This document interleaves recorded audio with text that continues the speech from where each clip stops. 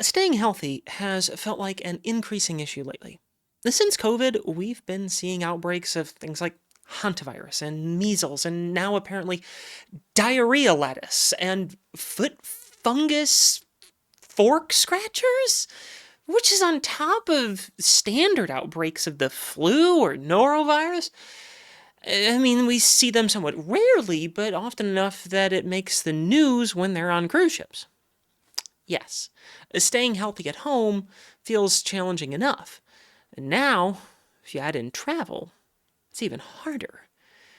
You're coming into contact with tons of new people and food sources you're unfamiliar with.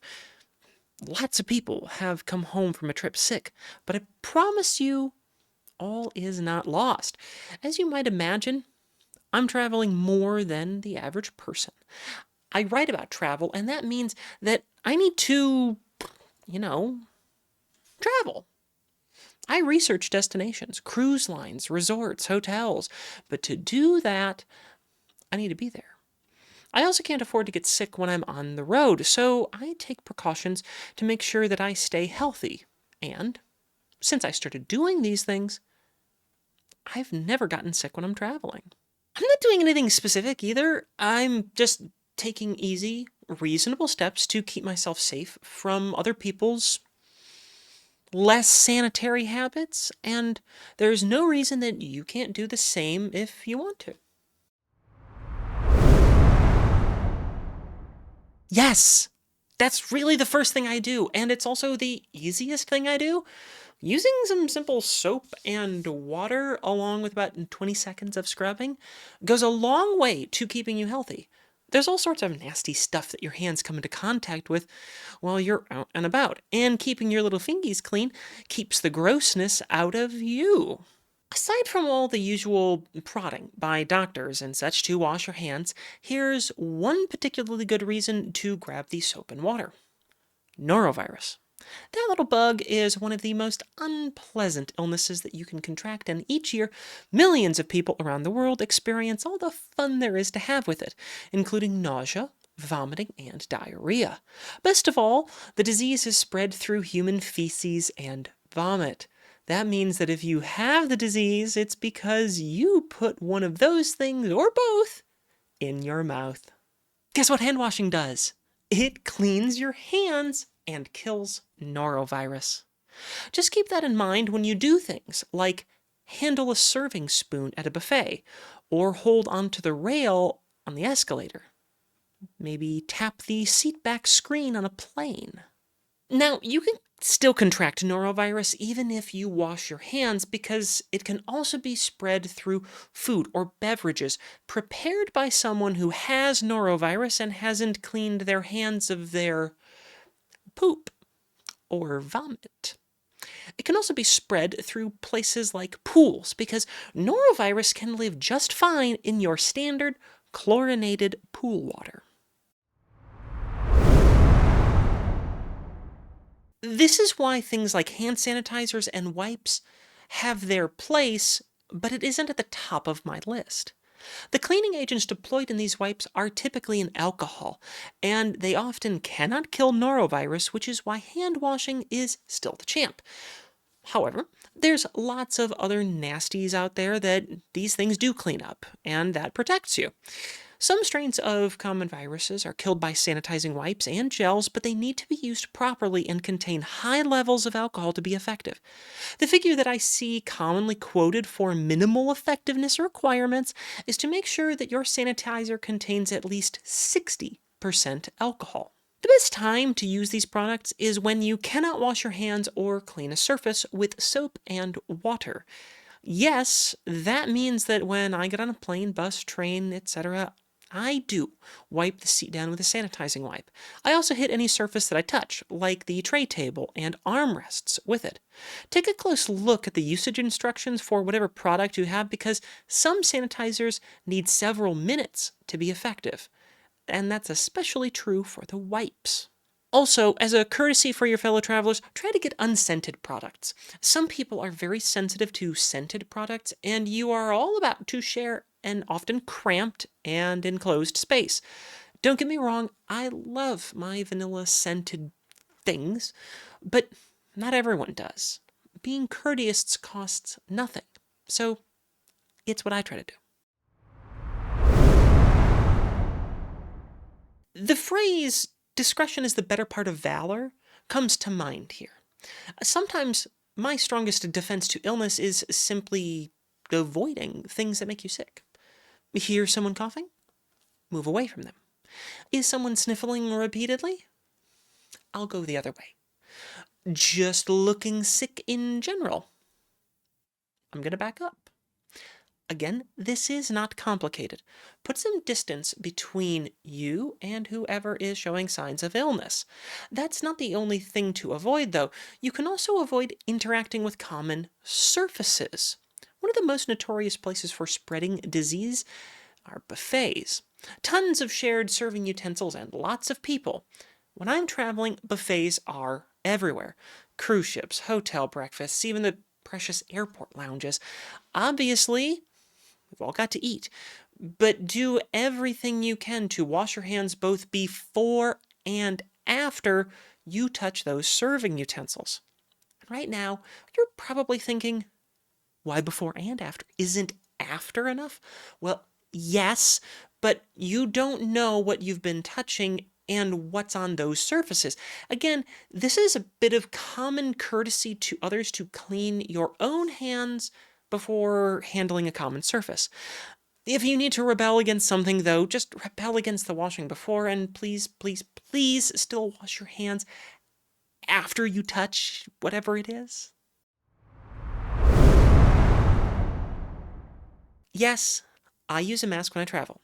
The moment I hear coughing on the plane or bus, which is honestly usually all winter long, I throw my mask on. When you're on a moving vehicle, there's no option to leave or get some distance, and masks are a line of defense from breathing in the floating particles of mucus that someone else just hacked up into the air. Even if they aren't sick, I don't want to breathe in someone else's snot, and that's what we're doing. Yeah, humans, we're kind of disgusting. To be crystal clear, the mask isn't something that I bother with in places other than small, enclosed spaces. Airplanes, buses, trains, that's when I think about putting it on. This is doubly true if the coughing or sneezing culprit is the person next to you.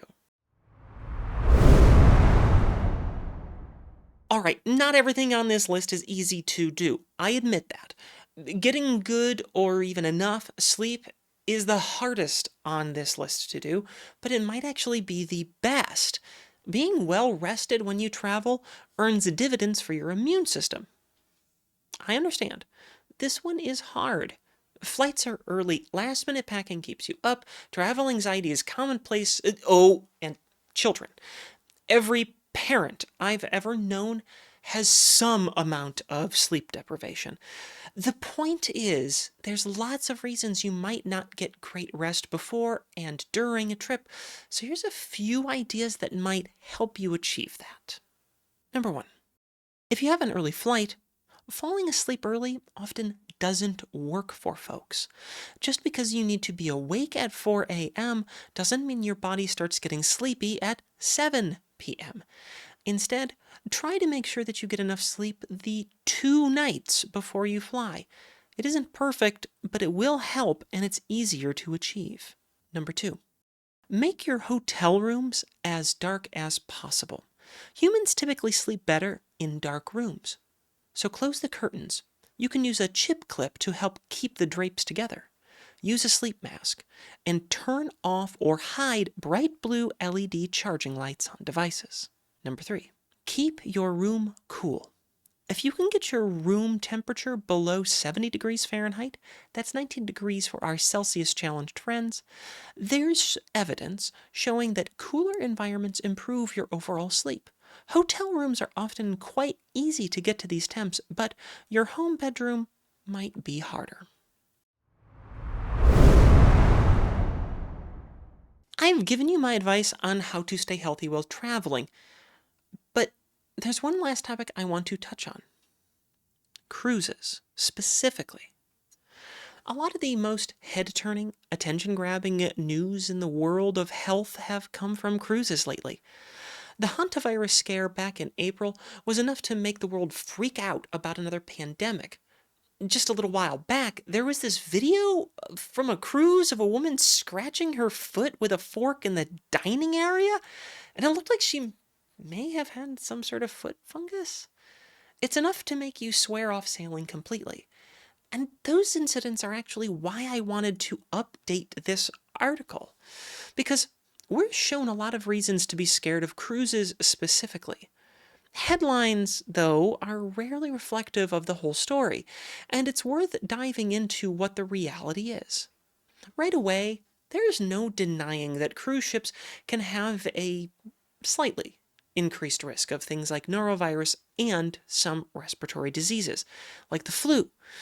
And that's because of the large number of people in communal spaces. However, this is also true of any similar situation. Conventions, concerts, amusement parks are all large gatherings of people for extended periods of time. Using communal spaces in places like that brings similar risks. So why do we hear about people getting sick on a cruise then? Well, the cruise industry has to report it. If you get sick on a cruise, the ship needs to report any outbreaks to the port. In the US, that means the Centers for Disease Control, or CDC.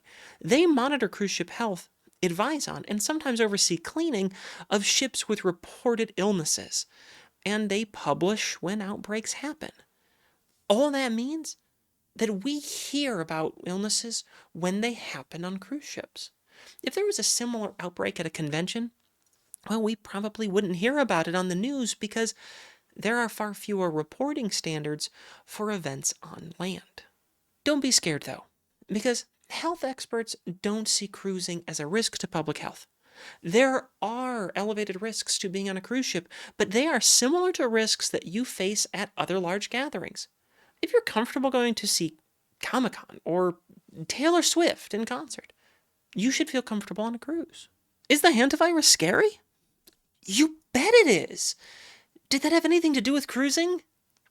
No, not really. Those people got sick before the cruise, when they engaged in dangerous activities while not heeding safety warnings. They literally went to a place with known hantavirus issues to try and see a bird. I love birds and go birding myself, but there's nothing that could convince me to do what they did. Cruise ships have fully trained and licensed doctors on board, and on the larger lines, a surprising array of impressive medical equipment to help diagnose all sorts of issues. In more severe cases, they can even medevac patients off the ship with a helicopter onto the mainland. We've been on a cruise where that happened, so I can verify they will do it. Although, to be clear, it wasn't for anything infectious. By the way, the person had a heart attack and needed immediate advanced medical care. The people on that flight, they would have posed a risk to anyone whether they got on a cruise ship or not.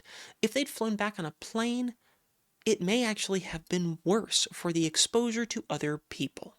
All of this is to say that as long as you are taking responsibility for your health, being considerate of the health of others around you, you can easily have a safe and enjoyable journey on a cruise anywhere in the world.